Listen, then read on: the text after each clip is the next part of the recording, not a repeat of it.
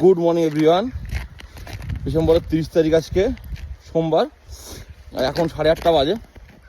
আমি একটু হাঁটতে বেরিয়েছি, কিন্তু হাঁটার মতো সিচুয়েশান নেই।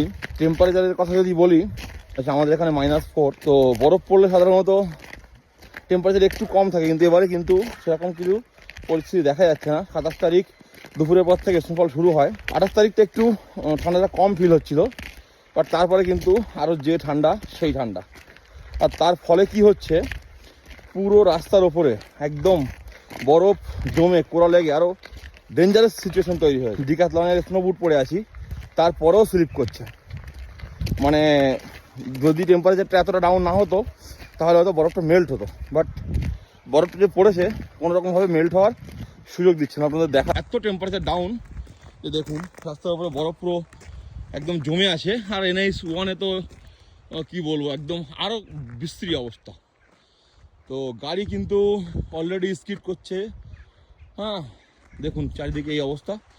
এটা আমার বাড়ির পাশেই সিন্দ্রিবাজ যাচ্ছে, এই যে পাহাড়ের উপরে দেখুন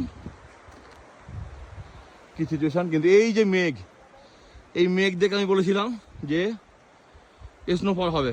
এই মেঘ কিন্তু খুব ডেঞ্জারাস, এই কালো মেঘ।